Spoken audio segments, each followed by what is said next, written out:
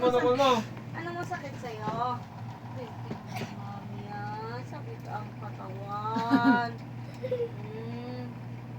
Huwag kang mag-ano ka, nagpagagalit to. Pumunta si mami mo dito sa Kika. Kasama niya yung mga aso sa siya. Wala yung nanay niya.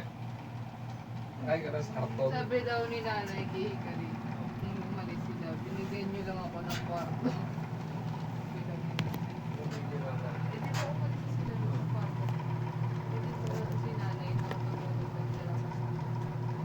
Sabi daw ni nanay, ay nako, binigyan niyo lang ako ng bagong kwarto. Ang kapal ka mo ng mukha. Kasi yung bahay, hindi magpagawa kung hindi dahil Sabi ko nga kay Hikari. Yung mga may-ari ng bahay ang pinalayas nila. Sabi ko kay Hikari, ano yan, pati aircon dyan mo. Pinakabibenta. Sabi ko, pati yung sabi ko, ba't di pati yung isa may paklasin ko siya?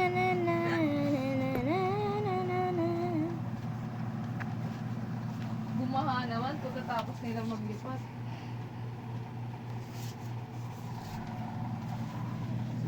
Sabihan mo na. Sabihan mo na. Sabihan mo na.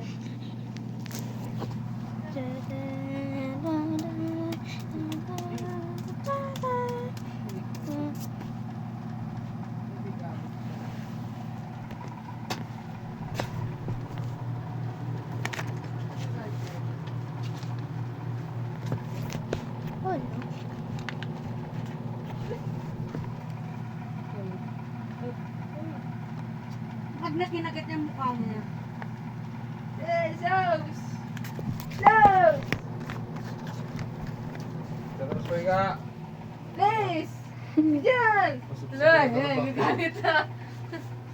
Isa dyan! Pantrin yung baklo nga. Sige yung alis yung Isa dyan! Nangagat eh. Alis na dyan! Alis na dyan! Alis na! Alis! Alis! No, no! Oh, kagatin mo na naman. Kagatin mo na naman.